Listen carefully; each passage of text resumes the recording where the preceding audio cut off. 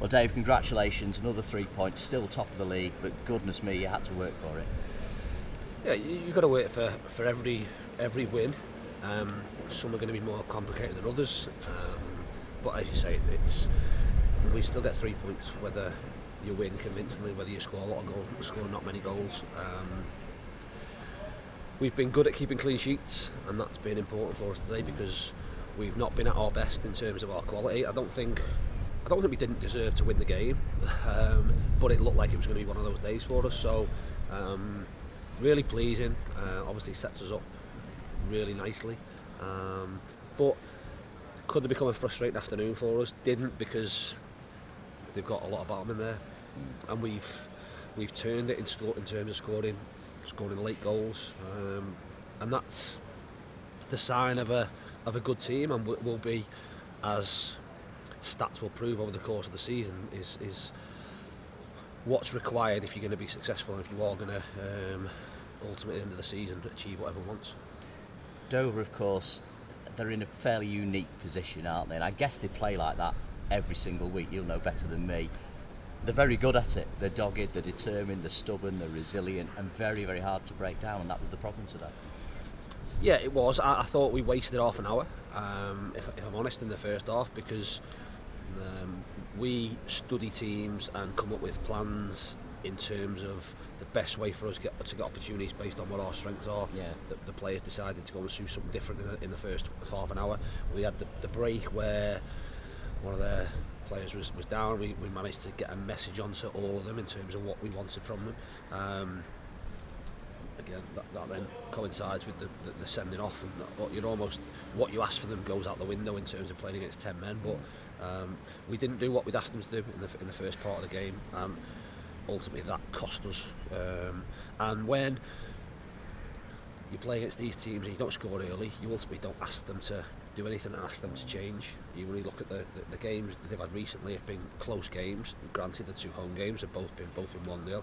The game at Solihull, they were 4-0 down at half time. That's because Solihull scored within the first 5 minutes, and that changes what they have to do. What you've got to do with these teams is you have to break that resolve, and you break that resolve by being ruthless, being relentless, and ultimately putting the ball in the net. We didn't do that, which then makes it more and more difficult for us, and the longer it goes, the more frustration builds around this place, and potentially, like I say, it becomes tough.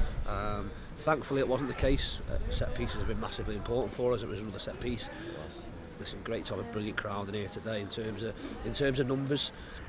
On a horrible day, not the best performance, but hopefully they'll all come back, because we're trying to build something here. I think they stayed with us brilliantly, and thankfully in the end the game's 90 plus minutes long, and we managed to send them home hopefully all happy.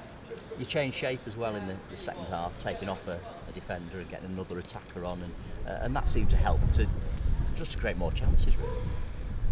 Yeah, sometimes, listen, when teams are banked in, I suppose you make or have to make decisions on the pitch in terms of how you go about things. I think our strength is from crossing the ball. I think today our quality in terms of crosses was off, and we didn't put the ball in areas enough to make them defend, because without actually knowing the numbers, I'd suggest we've put probably close to 30 crosses in the box in the second half, and we've only really managed to get good opportunities from one or two.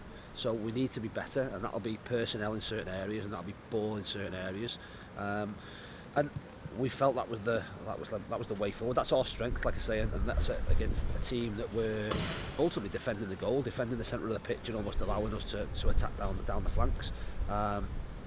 It's difficult, as you know. I mean, you have to use that as a learning tool as well. If we're in a situation and we're winning a game and you get everybody behind the ball and defend your goal, it's tough to break down. And again, the best players in the world will struggle to do it. And sometimes you're best to, I suppose, play percentages that would suggest if you put the ball in the box 30 times, then you'll be unfortunate if one doesn't drop for you. Yeah. We had more than one drop for us, probably fell to the wrong people at the wrong time, but thankfully a set piece has won us it. It has. And Tuesday night, of course, you mentioned it already, I think the arrival of Chesterfield, that will be a very different occasion.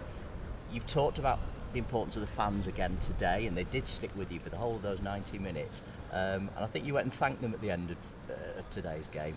But it's going to be a full house on Tuesday, isn't it? It's going to be a remarkable atmosphere and a wonderful occasion. Yeah, absolutely. I think atmospheres in grounds often are made by opposing sets of fans, and Chesterfield will come in their numbers, so that, I suppose, banter and bouncing off each other will certainly only enhance the atmosphere that's in here. But it's a big game. It's a big occasion, potentially the biggest game of the season so far. But for us, we spoke today was about creating history, if you like.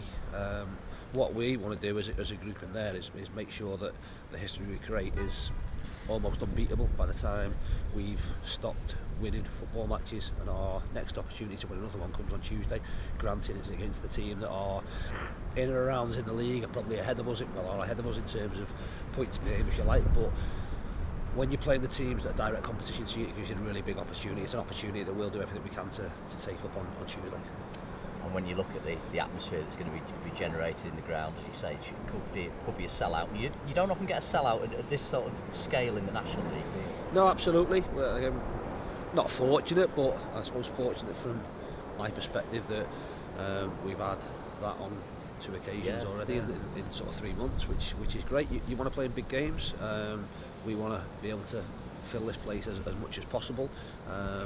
With hopefully upward progress that'll happen more frequently and more regularly, but like you say, to do it in the National League shows how big a game it is, and shows how big the 2 potential clubs are that are involved in it. So it's an occasion that we'll embrace, we'll look forward to, but ultimately it's our next chance to get 3 points, and it's one that we'll do everything we can to make sure we take that. I know you won't be looking back on it particularly tonight because you've got a lot on your mind elsewhere, but when you look back at the end of the season, it is a record-breaking winning run, this, and that's something to be proud of. Oh, listen, to win 10 football matches on the bounce at any level of football is a big achievement. There'll be unbeaten records where teams will go whatever it might be, but there'll be draws in there. Yeah. So to win that amount of games, regardless of the competitions, for our last 6, I think we've kept clean sheets, which gives us a chance. Tuesday's the next chance for us to expand on that, and that's what we'll try and do. But like I say, for the ones that are in there, they have created a little bit of history. The history for us, and the real bit of history we want to create is at the back end of the season, and like I say, hopefully that'll be the case. A quick word, Dave, on Anthony Sarcevic, absent today. Will he be fit for Tuesday, do you think? Hope so. Sarce's been playing with a little bit of an issue, so we knew that we wanted to get him through the 2 games, and then he had an injection in his ankle. It's not made significant difference at yet, but we'll see how he is. We're obviously hoping that he can play. It's important to us. We've got certainly the next 2 Tuesdays. We've got 2 big games coming up, so he would be massively important to us in that. But we'll make a decision that ultimately is for the medium term, not just the short term. If he can play, brilliant, because he makes a huge impact on our team. If he can't, then so be it. He gets another 10 days potentially to sort of see where we go with it, and hopefully that means that he's back uninterrupted for the rest of the season. Congratulations today. Go and get back in the drive. Well done. Thanks, Dave. Thank you.